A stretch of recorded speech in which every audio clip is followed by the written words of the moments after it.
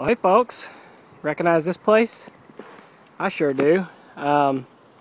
This is a bee removal that I did the week before Easter, and we're looking here at where I removed the original colony, and the homeowner still hasn't quite gotten it all patched up. They've gotten most of it.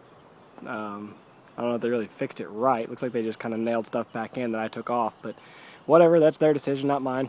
So anyway, when I was here the first time, I kind of did a survey around the property, and I noticed on this corner of the house here a big hole, and I told the lady, you better get that hole fixed or you're going to have bees move in there again.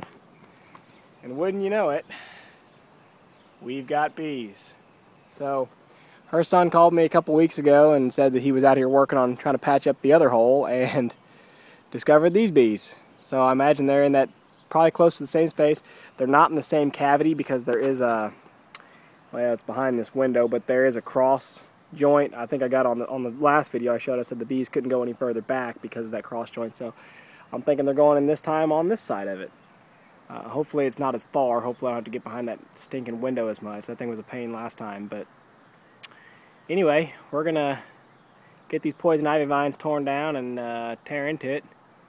But yeah, this is the one situation where this is one reason why I tell people I can't offer them a guarantee. And you can see the bees didn't go back to the exact same spot they were before because I treated that area. They came to a new spot that was nearby. It still smells kind of like bees, but a new cavity. And I mean, if the homeowner's not responsible enough to patch up holes like this when I advise them to, then you know I can't warranty the first job that I did and say that I'm going to do this one for free, because this is a whole different colony of bees, and I know for a fact that it's a completely different colony because the first colony I removed died on me. But anyway, yeah, we're gonna get this massive poison ivy vine torn down and get the wall opened up there. Right, and folks, we got the nest opened up here now. So far they've been really gentle bees. I haven't had a single one even bump my mask or try to mess with me while I was cutting all this open.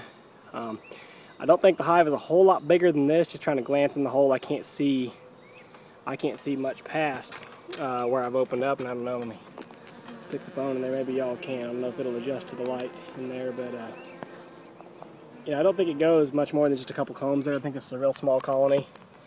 So I'm going to go ahead and put on my rubber gloves, and I've got a few frames already ready, so we're going to start cutting and seeing if we can get them out of here.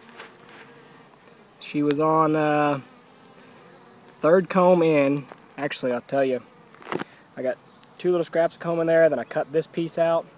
When I cut this piece out, I saw her crawling on this comb, and I went to try to grab her with my cage, and I couldn't. I couldn't see past my hand to see where the cage was compared to her, and I missed her. So I went ahead and cut out that comb, and sure enough, she was right behind it. So she's in there, kind of a little queen. I was a little concerned maybe she was a virgin because I found a hatched queen cell.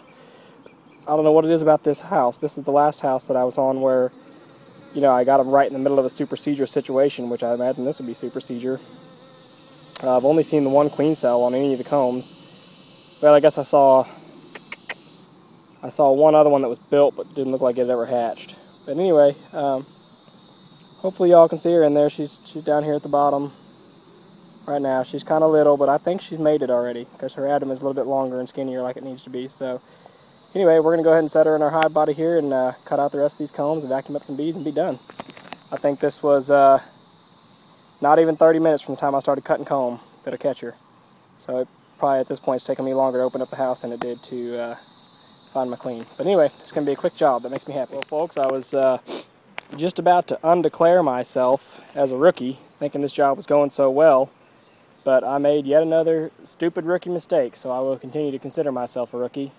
When I left the house this morning, I only grabbed one queen cage, thinking, there should only be one queen. And then I start doing this removal job, and I find a hatched queen cell, and so I think, well, crap, do we have a supersedure? What's going on? And then I catch the queen, and I think I'm all happy, ready to go, and feeling good. Then the next comb I cut out, I find another queen. Now, the second one that I found, I believe she was a virgin just by the shape of her abdomen, and so I killed her. Yeah, that's the truth. Don't tell anybody. I did kill her. simply because I didn't have a second cage and I had nothing I could do with her, and I don't want another virgin queen running around that could confuse the situation. So I think maybe she was the only one that hatched out. Possibly she hadn't gotten a hold of this other queen yet to supersede her. There are eggs still in the hive, so I know the other queen is still laying. So anyway, I just want to make that little bit about the fact that you can come across hives that do have multiple queens in them at the same time. This is the first time I've experienced it. You know, in my own hives, in my backyard, I've come across a couple situations where, well, for example, yesterday where I had all those queens hatch out because I didn't get them caged in time.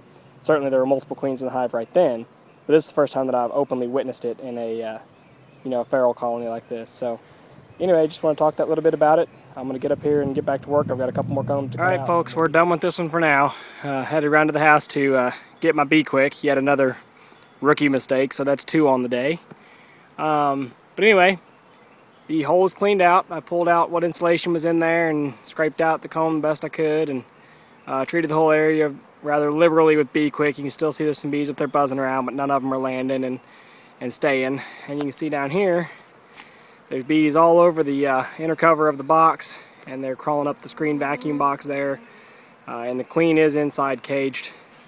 See around front of the hive here.